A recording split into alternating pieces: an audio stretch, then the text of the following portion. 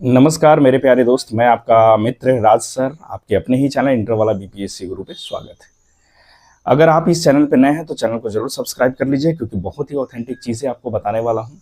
और वो ऑथेंटिक चीज़ें क्या है तो सुन लीजिए। जैसा कि पैन कार्ड आप लोग अप्लाई कर चुके होंगे और उसके बाद जनरेशन का कोड भी आ गया होगा, मैसेज भी आ गया होगा। प्राण जनरेशन का मैसेज आने के बाद, ठीक है ना, क्या आपको सैलरी मिलना शुरू हो जाएगा? क्या उसी से सैलरी बनना शुरू हो जाएगा? ठीक है ना, ये बहुत सारे ऐसे सवाल जो है ना नए शिक्षकों के जहन में आ रहा है।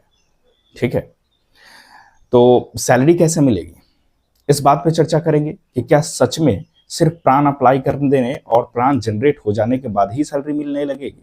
नहीं, ऐसा बिल्कुल नहीं है।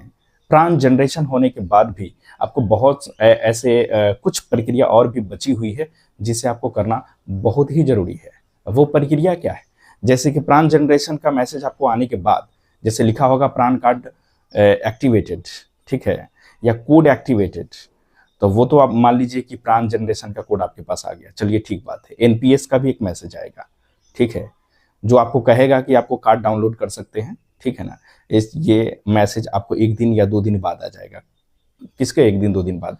यानी प्राण जनरेशन का प्राण कोड एक्टिवेशन का जो मैसेज आएगा ना, उसके 2 दिन या 3 दिन के बाद वो भी मैसेज आ जाएगा कि आप डाउनलोड कर सकते हैं। अब वो पर्ची आपको डाउनलोड करने के बाद स्कूल के जो एचएम है या एसटी है, हेड मास्टर और हेड टीचर है, ठीक है ना, आपके स्कूल में, ठीक है, उनको क्या करना है, ये सबमिट कर देना है। सबमिट करने के बाद क्या क्या होगा, आपको उस ऑफिस से HRMS बोर्डिंग करने के लिए फॉर्म भी आता है। एनेक्स्चर 1 और एनेक्स्चर 2 दो फॉर्म आते हैं, ठीक। वो दो फॉर्म जो है ना आपको फिलअप करने होंगे। दो फॉर्म फिलअप करने के बाद आपको प्रधानाध्यापक को देना है। प्रधानाध्यापक क्या करेंगे कि उसको जमा करा देंगे। जमा कराने के बाद डीओ ऑफिस में जमा करा देंगे, उसके बाद आपकी सैलरी बननी शुरू हो जाएगी, ठीक है।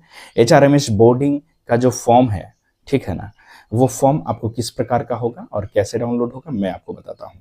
चलिए इस चीज़ को पहले देख लेते हैं कि HRMS जो फॉर्म है एनेक्स्चर 1 और एनेक्स्चर 2 उसमें क्या क्या चीज़ भरना है, ठीक है, उस चीज़ को एक बार हम लोग समझ लेते हैं। लेकिन एक चीज़ और है, सबसे बड़ी खुशखबरी TRE 4 वालों के लिए है, ठीक है। विशेष शिक्षकों की जो बहाली है, सॉरी, विशिष्ट शिक्षकों की जो बहाली है ना, 7200 कुछ, वो बहाली तुरंत ही होने वाली है, तुरंत, ठीक है।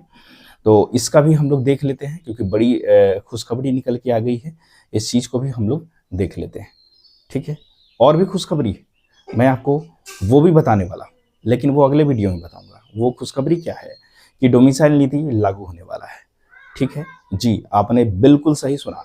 डोमिसाइल नीति जो है ना, वो स्पष्ट रूप से लागू होने वाला है। लेकिन वो डोमिसाइल नीति जो है ना, वो कौन कौन से पद के लिए लागू होगा, वो भी हम अगले वीडियो में चर्चा करेंगे। इसलिए आप बने रहिएगा। अगर आप मेरे चैनल पर नए हैं तो कृपया चैनल को जरूर सब्सक्राइब कर लीजिए।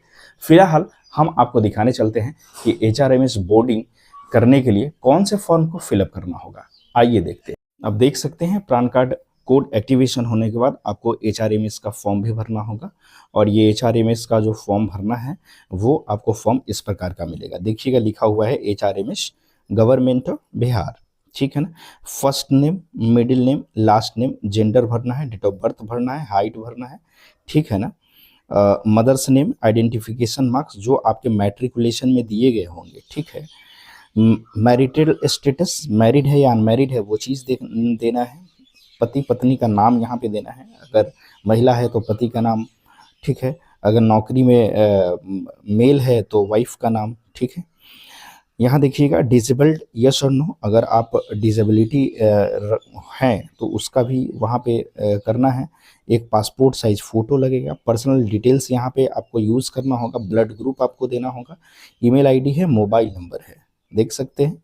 नेशनलिटी, पैन नंबर, और यहाँ पे प्राण टाइप देना है आपको, ठीक है। आधार रेफरेंस नंबर और सोशल कैटेगरी।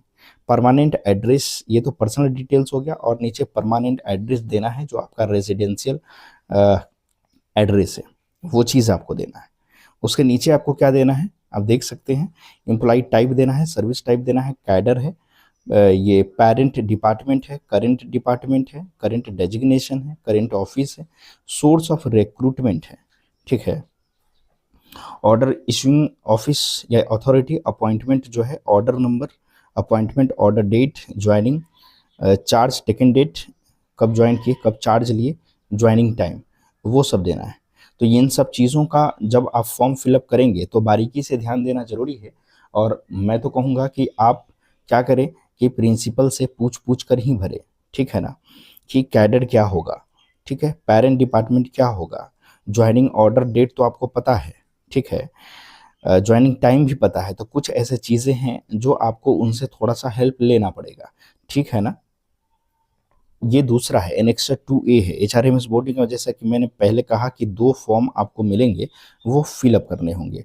तो दूसरा क्या है, इसमें प्रान नंबर आप लिखेंगे, ठीक है, गवर्नमेंट क्वार्टर ऑक्यूपाइड, ठीक है, वो है, annual increment, opted date, address, current address जो भी आप जहाँ पे रह रहे हैं, सेम एज परमानेंट एड्रेस, अगर वही है तो यस कर देंगे। अगर परमानेंट एड्रेस के जगह पे आपका पोस्टेड नहीं है तो आपको वो फिल करना होगा, ठीक है। फैमिली मेंबर डिटेल भी भरना है यहाँ पे आपको, देख सकते हैं, relationship, name, gender, date of birth, marital status, है ना, परसेंटेज ऑफ डिजेबिलिटी, अगर डिजेबिलिटी है तो ठीक, वरना कोई बात नहीं है, ठीक है। ये है डिपेंडेंट एम्प्लॉयड नॉमिनी, इसमें डालना है। बैंक डिटेल्स आपको इसमें भरने हैं, ठीक है। जो आप सोच रहे होंगे कि सैलरी किस पे आएगा, तो जो आप खाता खुलवाए होंगे, चाहे किसी भी बैंक का हो, उससे कोई मैटर नहीं करता है। अधिकतर लोगों का जो है वो SBI में ही होगा। तो bank name, branch name, IFSC code डालेंगे, बैंक अकाउंट नंबर डालेंगे, ठीक है। उसके बाद पे इंटाइटल्ड, ये ऑफिस यूज के लिए है, आपको कुछ भी नहीं करना है, ये ऑफिस ही भरेगा, ठीक है। उसके बाद ये सारे चीज़ ऑफिस का कार्य है। ये हो जाने के बाद आपका जो है ये सबमिट कर देना है प्रिंसिपल को, और उसके बाद ही आपको क्या होगा कि सैलरी आपके अकाउंट में क्रेडिट होना शुरू हो जाएगा, ठीक है ना। देखिए, अब हम बात कर लेते हैं 72 से 79 विशेष शिक्षकों की नियुक्ति को जल्द आएगी वैकेंसी, ठीक है ना। तो इस विशेष शिक्षकों की जो नियुक्ति है 72 से 79, ये बहुत जल्द ही वैकेंसी आने वाली है, ठीक। और इस वैकेंसी में जो है ना, आपको TRE 4 के जो और भी सीटें जोड़ने, TRE 3 से, TRE 1 2 से जो भी सीट वैकेंट थी, या ट्रांसफ़र होने के बाद, या बहुत सारे ऐसे रोस्टर क्लियरेंस होने के बाद कुछ जो सीटें खाली होगी, वो सारी सीट जो है ना इस TRE 4 के लिए जुड़ने वाले हैं, ठीक। तो ये 72 से 79 विशेष शिक्षक की जो नियुक्ति है, केवल यही नहीं आएगा, TRE 4 के साथ जुड़ के आएगा, समझ रहे हैं ना। अब देख सकते हैं 72 से 79 विशेष शिक्षकों की नियुक्ति के लिए वैकेंसी जल्द आएगी। वैकेंसी बिहार लोक सेवा आयोग से आएगी, देख सकते हैं लिखा हुआ है कि BPSC से आएगी, ठीक है। और 72 से 79 विशेष शिक्षकों की नियुक्ति के लिए वैकेंसी का जो प्रारूप संशोधित कर शिक्षा विभाग ने क्या किया है, आयोग को भेज दिया है। दरअसल आयोग ने विज्ञापन के प्रारूप को मंतव्य के लिए शिक्षा विभाग को भेजा था। आपको याद दिला दूं कि शिक्षा विभाग द्वारा विभिन्न जिलों में, ठीक है, रोस्टर क्लियर कराकर अधियाचना आयोग को पहले ही भेजा जा चुका है। अधियाचना जो है ना, पहले ही भेजा जा चुका है। विशेष शिक्षकों के जिन 72 से 79 पदों पर नियुक्त होनी है, उनमें से पहली से 5वीं कक्षा के विशेष शिक्षकों के 5534 पद है। बाकी 1745 पद जो है ना, वो 6ठी से 8वीं तक के लिए है, ठीक है। तो जो भी हमारे TRE 3 के शिक्षक अभ्यर्थी तैयारी में जुटे हुए हैं, वो जोर शोर से तैयारी करते रहिएगा, ठीक है। आपका जो है ये आचार संहिता लगने के पहले ही ये नोटिफिकेशन आपको आ जाएगा, ठीक है, और आप इसके लिए लाइबल है, ठीक है। तो आप लोग तैयारी मजबूत रखिए। इस बार हर हाल में शिक्षक जो भी TRE 4 शिक्षक अभ्यर्थी TRE 4 में तैयारी कर रहे हैं, भगवान से मैं विनती करता हूँ कि आप लोग सरकारी शिक्षक जरूर ही बन जाएंगे। अगला वीडियो जो आपके लिए होगा, डोमिसाइल नीति के लिए होगा, ठीक है। और सच में जो है डोमिसाइल नीति अब लागू होने जा रहा है, और शिक्षा विभाग के कौन कौन से पद के लिए डोमिसाइल नीति लागू होगा, मैं इस पर अगले वीडियो में चर्चा करूंगा। आप लोग अगले अपडेट देखने के लिए मेरे साथ बने रहिएगा। तब तक के लिए बहुत बहुत धन्यवाद।